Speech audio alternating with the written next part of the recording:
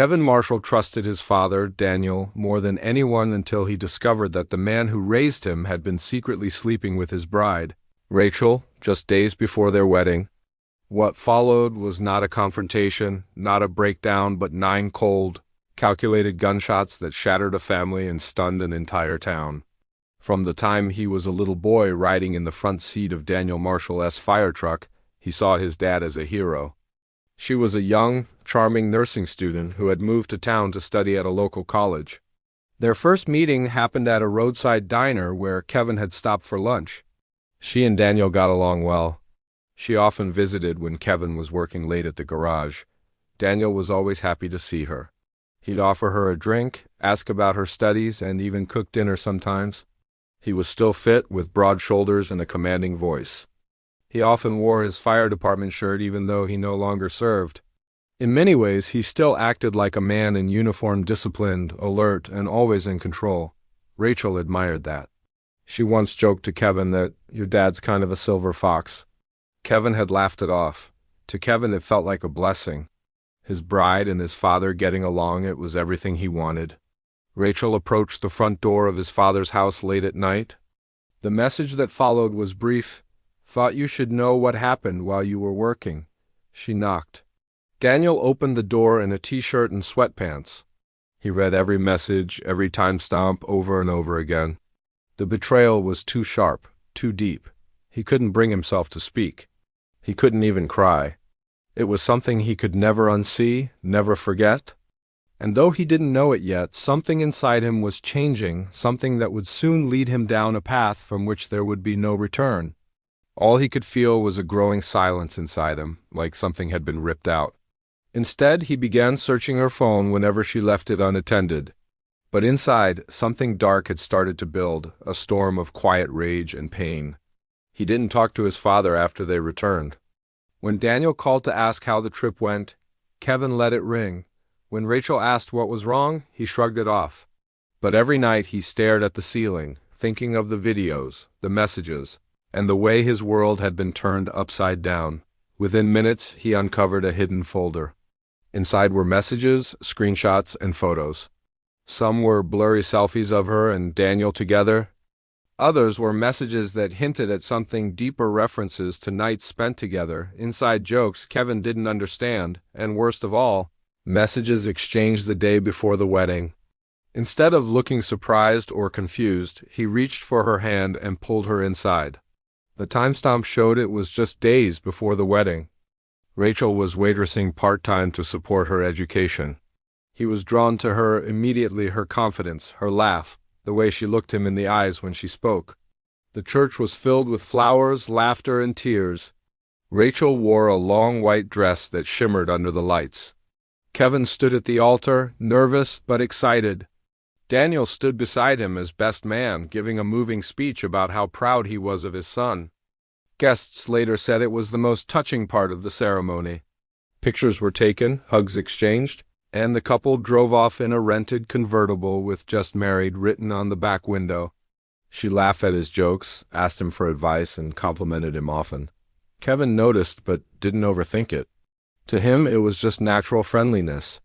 He trusted both of them without question. What started as light conversation over coffee quickly turned into long walks in the park, late-night phone calls, and finally a relationship that everyone admired. Daniel, now retired from the fire department, was still admired by neighbors for the many lives he had saved.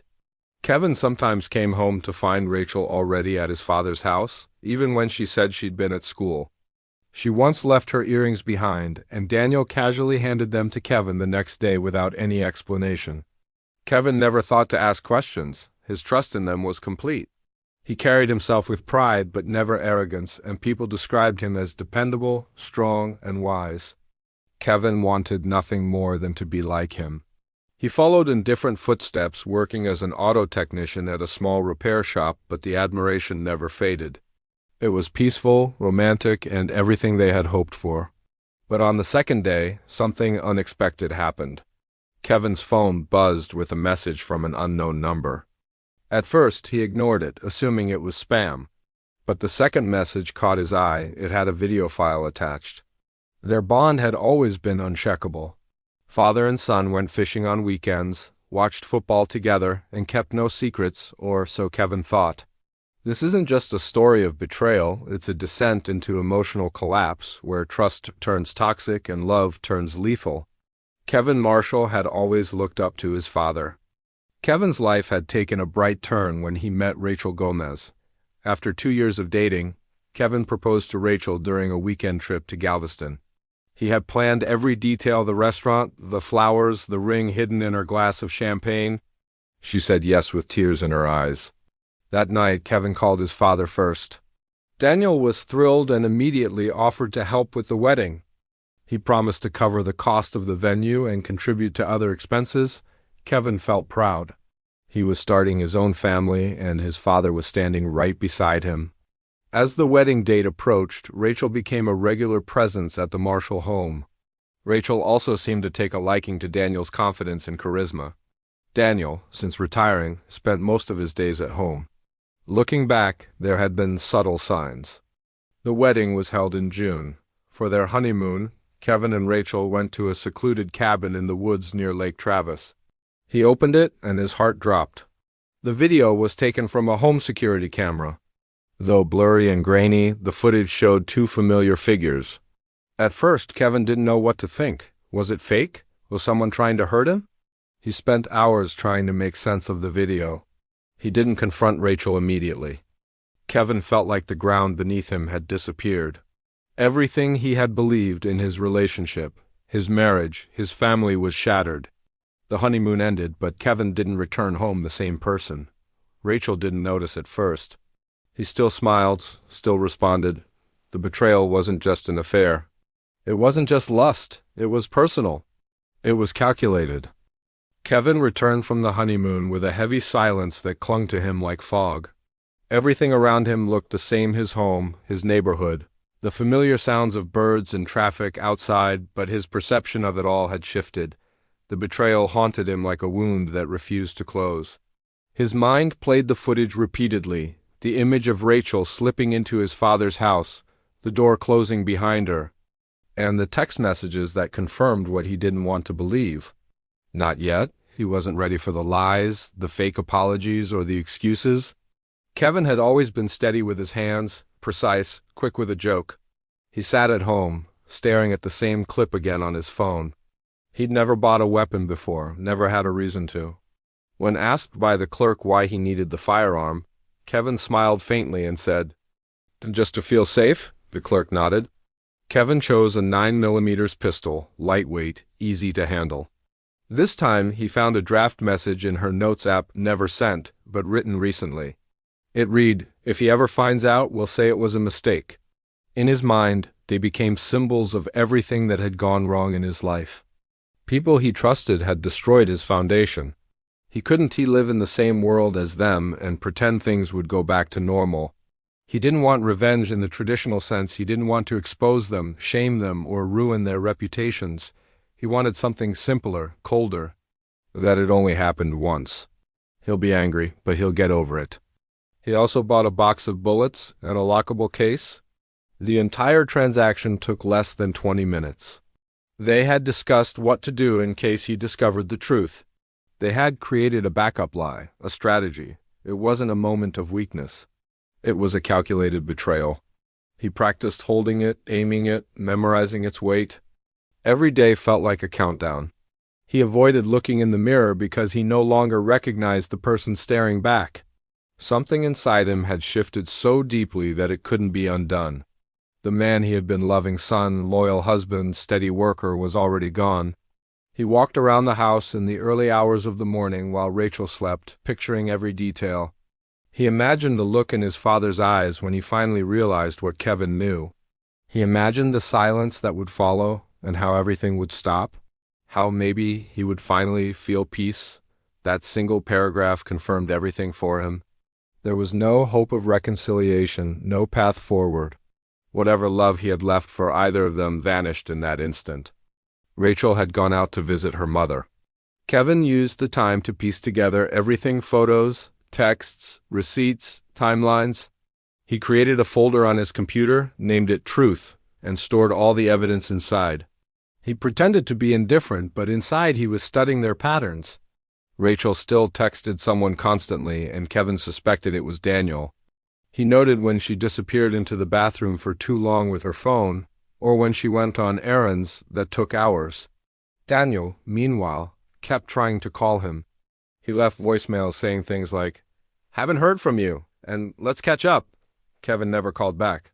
Every piece of information was like another nail in the coffin of what used to be his life. Now he worked in silence. His eyes looked distant. He stopped joining them for lunch, stopped laughing, stopped talking about Rachel. When asked how married life was, he simply muttered, "It's fine," and walked away. He didn't even lie next to her. He said he wasn't feeling well and slept on the couch. Rachel, visibly annoyed, didn't argue. Her indifference only fueled his growing rage. If she felt any guilt, she didn't show it. Part of him wanted to scream at them, throw the phone at Rachel's feet, drive to his father's house and demand the truth. But the other part of him, the part that had grown cold, didn't want any of that. He didn't want words, he wanted justice. Or something like it. He barely slept, barely ate. When Rachel noticed the changes in him, she blamed the stress of marriage, but Kevin just nodded without a word. He started avoiding her as much as possible. He'd leave early for work and return late. He told her he was covering for a coworker or working on a difficult car repair, but in reality he was sitting in his truck parked, outside of gas stations or fast food joints staring blankly at the steering wheel. Some nights he just drove, not knowing where he was headed, letting the road swallow his thoughts.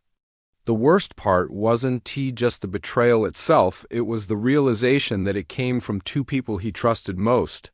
His own father, the man who had raised him, guided him, stood beside him at his wedding, had been sneaking around with his bride. It felt unreal. Kevin read old conversations between her and Daniel. They were careful with words, but not careful enough. There were references to meeting at the usual spot, vague jokes about keeping secrets, and one message that kept coming back to him. He doesn't have to know. That message, from Rachel to Daniel, was sent 3 days before their wedding. It was followed by a heart emoji, like a script from a sick television drama. Kevin thought about every single interaction between Daniel and Rachel. He wondered if the smiles they shared at the dinner table, the way they spoke in low voices when he wasn't in the room, or the excuses they made to spend time together, all of it had been signs he missed. He felt stupid, humiliated. The kind of pain that doesn't scream but simmers quietly until it starts to rot everything from the inside. Rachel's phone continued to offer evidence of what had happened. He couldn't bring himself to confront either of them. His days at the auto shop became hollow routines. His coworkers noticed the change. On a quiet Thursday, a week after they'd returned from the cabin, Kevin called out of work. That afternoon, he visited a gun shop located 15 miles away in a rural part of town. Back home, he placed the gun inside the case and slid it under the bed. That night, he didn't touch Rachel. Over the next few days, Kevin started watching them. One night, while Rachel was asleep, he went through her phone again. Kevin felt like the world had tilted. They had planned it out. He stopped seeing Rachel as his wife. He stopped seeing Daniel as his father. He started rehearsing what he would do. He cleaned the gun. Kevin didn't set a date, but he knew it was coming. All that remained was the rage, buried beneath a mask of calm, and the gun waiting in its case, quietly gathering purpose. Sunday morning arrived with an eerie stillness. The sky outside was cloudless, and the neighborhood was quiet except for the distant hum of a lawnmower a few houses down. Kevin stood in front of the bathroom mirror, brushing his teeth, his eyes hollow, movements mechanical. Rachel had left earlier that morning to visit her sister in another town, giving Kevin the space he needed. She didn't know what he knew. She didn't notice how each of Kevin's movements had grown more precise in recent days, how his presence had become a shadow rather than a partner. Kevin walked into the bedroom, pulled the locked case from beneath the bed, and sat cross-legged on the carpet. He opened it with a slow, practiced motion. Inside lay the 9mm pistol, its dark surface glinting slightly in the morning light. The living room was bright with sunlight streaming through half-open blinds. A football game played on the muted television. On the coffee table sat a bottle of beer, still sweating with cold. Daniel was in the kitchen, humming faintly to himself, unaware of the storm that had just walked in. He loaded the magazine one bullet at a time, each click echoing in the silence. 9 bullets. 9 rounds for what he saw as 9 betrayals. He took a breath, and then another. Every step forward felt strangely easy, like walking through a dream that had played in his head 1,000 times. The first shot rang out and startled birds from the trees outside. When asked what had happened, he answered with a single sentence that officers would later repeat in court documents and television interviews. "He slept with my wife." By that evening, the neighborhood buzzed with whispers and speculation. The truth unfolded in fragments. Kevin had killed his father, and the reason was her. Police questioned her for hours, but she gave few answers.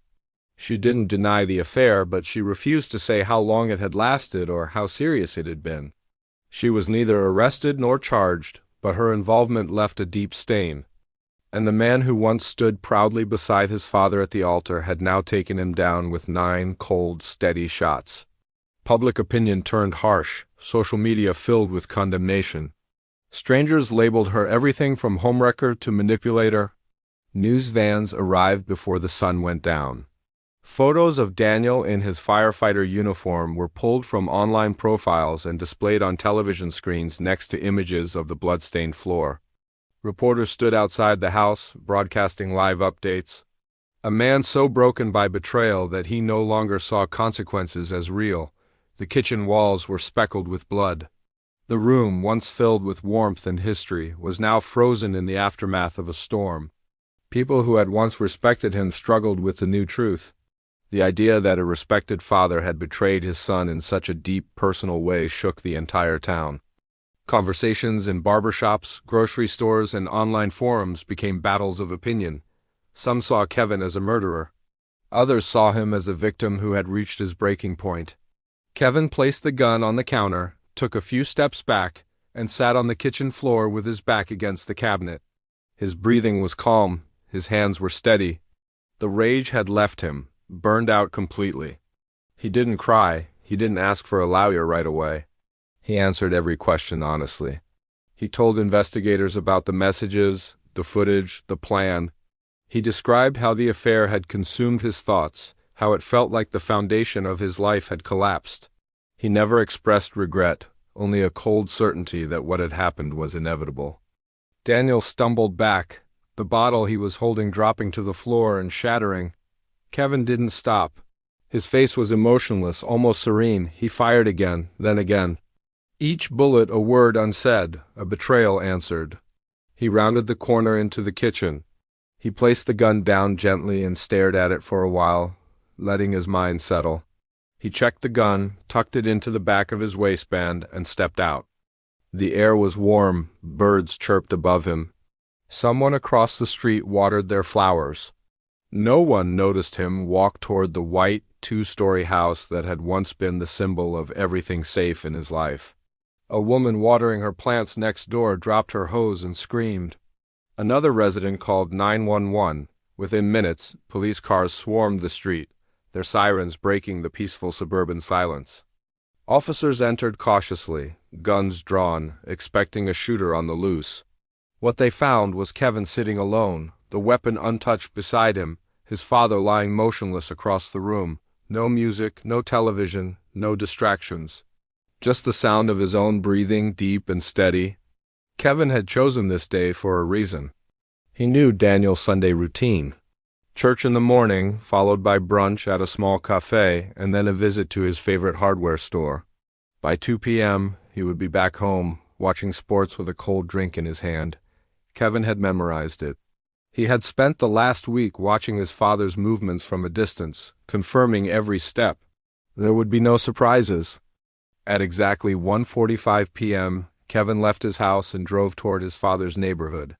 His car moved slowly along familiar streets lined with trimmed lawns, parked bikes, and American flags fluttering from porches. Everything looked normal. Too normal. Kevin remembered playing football in these yards as a kid, chasing friends up and down the sidewalks. Now he was carrying a loaded weapon with a single destination in mind. He parked a few houses away and sat in the car for several minutes. His fingers tapped the steering wheel. The front door was unlocked, just like always. Daniel trusted the world, trusted his son. Kevin stepped inside and closed the door behind him quietly. Kevin stood motionless for a moment, listening to the hum of the refrigerator, the crackling sound of something being sautéed on the stove. The next 60 seconds moved like a blur.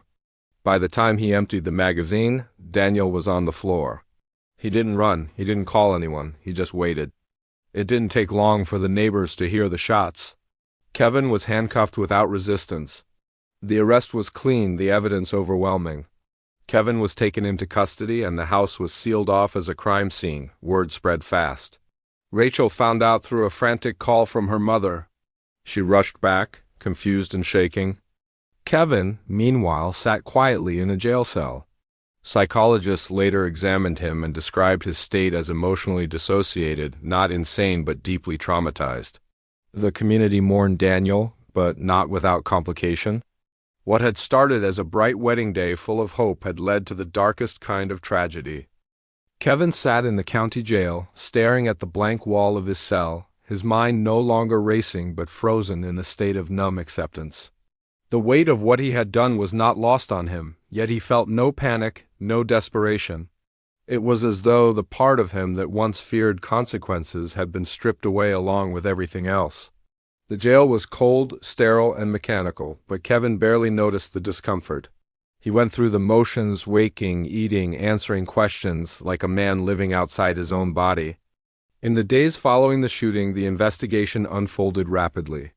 Detectives reviewed the messages on Kevin's phone, analyzed the videos and screenshots he had saved, and verified the timestamps. It didn't take long for them to piece together the motive. The evidence was damning, but it also painted a picture of a man who had been pushed beyond his emotional limits. The betrayal by his father and wife became the focal point of media coverage, shifting the case from a simple homicide to a national discussion on family, loyalty, and psychological collapse.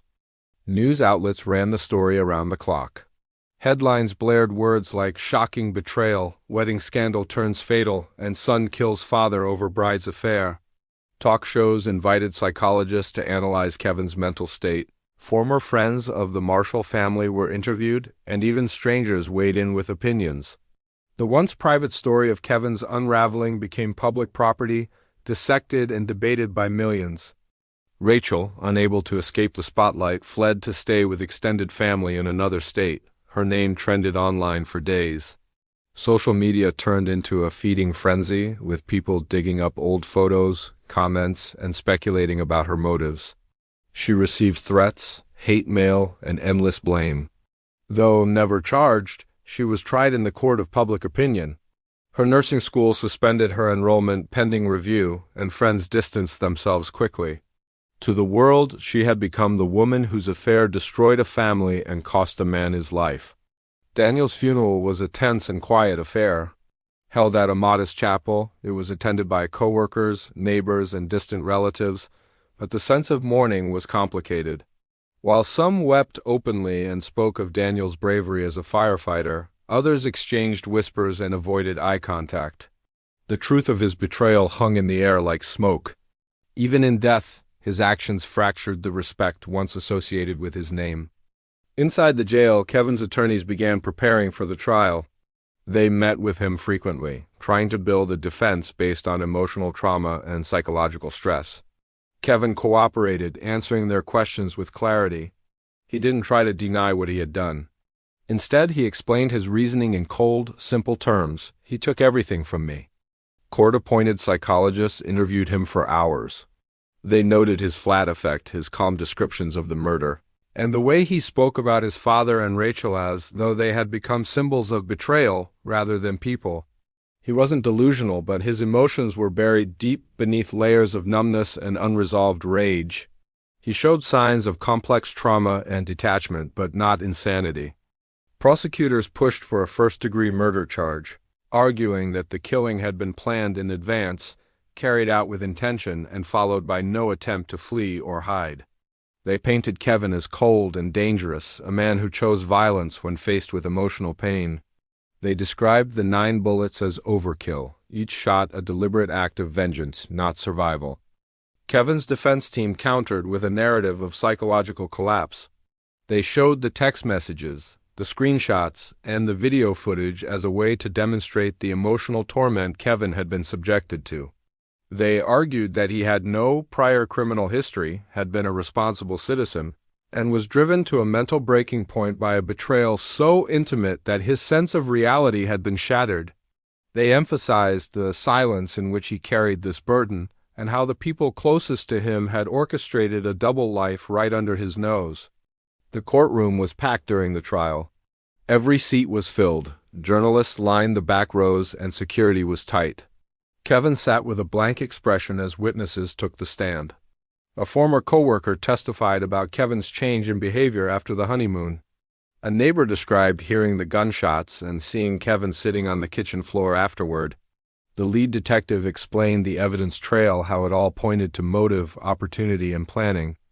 Rachel was called to testify, but she declined to speak under the Fifth Amendment. Her refusal left a heavy silence in the room. Her presence was still felt through the documents shown, texts, photos, and emails between her and Daniel. The messages, some affectionate and others disturbingly casual, were read aloud in court.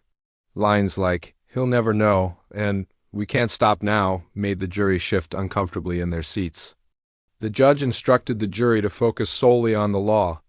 Emotion, though understandable, was not to guide their verdict.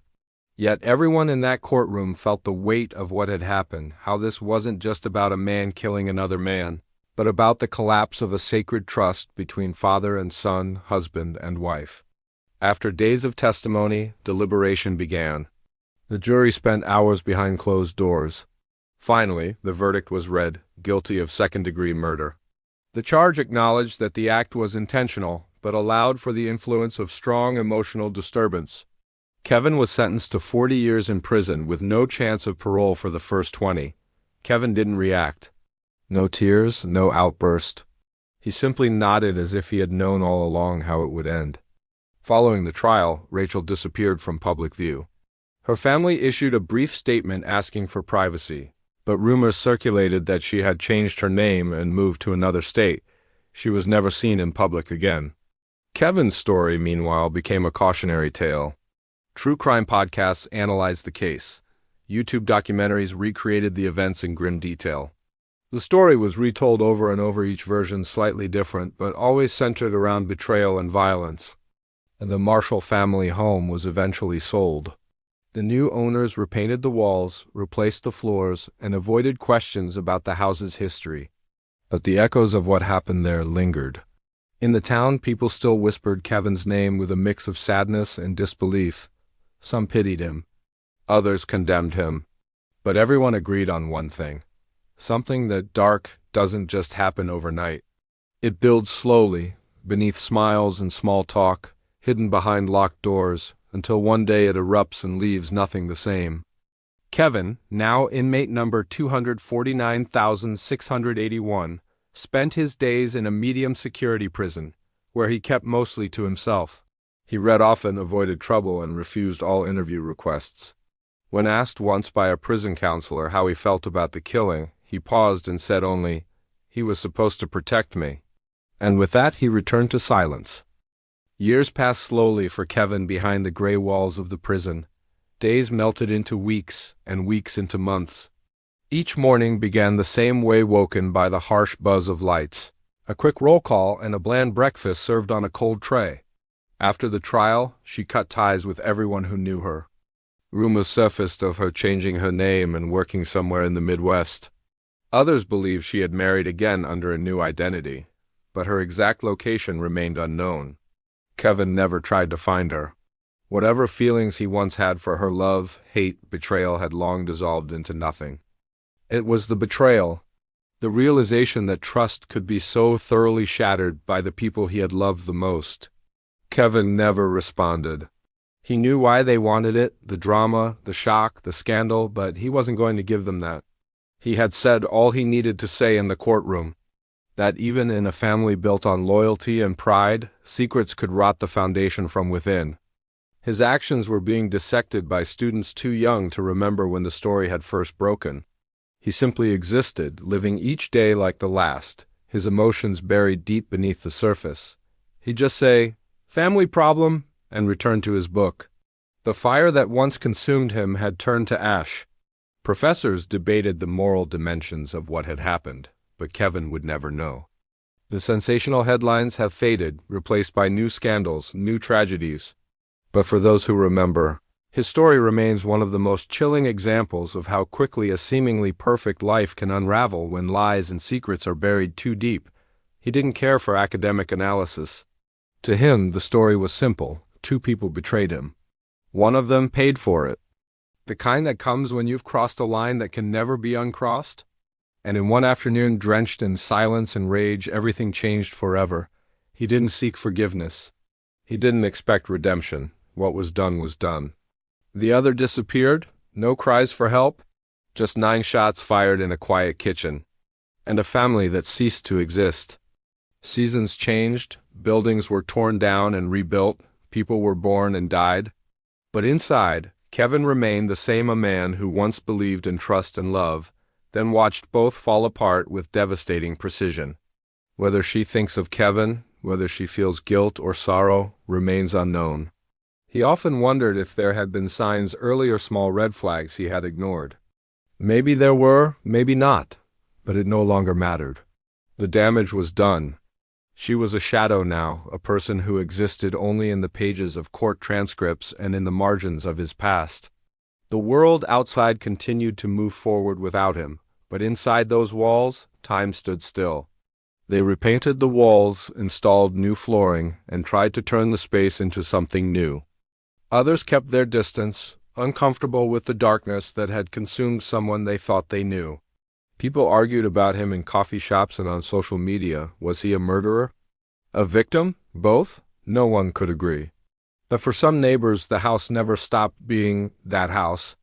Children avoided riding bikes near it. Some adults crossed the street when they walked past. The story lingered like a ghost, even after the paint dried and the windows were replaced. Kevin adjusted to the silence, the routines, and the dull throb of memory that visited him in waves when he least expected it. He had no visitors, no letters. No one left to ask how he was or whether he was okay. He didn't mind. Rachel had vanished completely. Daniel's name, once respected in the community, was now mentioned only in hushed tones. Some still clung to memories of his service as a firefighter, while others saw only the man who had crossed an unforgivable line. His tombstone, set in the local cemetery, was plain and unadorned. No visitors came to leave flowers or stand in remembrance. How had his life, once so stable, so clear, become this? He had been engaged to a woman he loved. He had a steady job, a family, a future. And then, in the span of weeks, everything had crumbled. It didn't feel real sometimes. It felt like something that had happened to someone else. The double life he had lived had tainted everything he left behind. Inside prison, Kevin became known for his quiet nature and discipline. He kept to himself, avoided conflict, and earned a reputation for being someone other inmates didn't mess with, not because he was aggressive, but because there was something unreadable in his eyes. He worked in the prison library, sorting books and mopping floors. He spoke only when spoken to. In the evenings, he read novels and old history books, drawn to stories that had nothing to do with real life. Occasionally, he would find himself thinking about the past, not out of longing, but out of disbelief. What haunted him wasn't the act itself, the 9 shots, the blood, the cold floor beneath him. Journalists still reached out occasionally, hoping for a statement, a comment, anything they could use to revive the story. Back in town, the Marshall family home was sold to a couple who knew the house as history but bought it anyway. Kevin's old co-workers still remembered him. Some spoke kindly of him, describing a man who used to crack jokes and fix cars like magic. After nearly 7 years behind bars, Kevin received word that his case had been cited in a university psychology course used as a case study on emotional collapse and family betrayal. The silence of prison suited him. He no longer sought answers. He no longer burned with rage or sorrow. Occasionally, when a new inmate asked him what he was in for, Kevin would pause. He never gave details. There was no peace in what he had done, no triumph. But there was a strange stillness, a sense of finality. Outside the prison gates, the world kept spinning. No one sends him birthday cards, no one asks about his health. His name rarely comes up in conversation anymore. And somewhere, perhaps in a quiet corner of a new city, Rachel lives under a different name, with a new life built on the ashes of the old. What is known is this: a father crossed a line that should never be crossed. A son discovered the truth. There was no warning.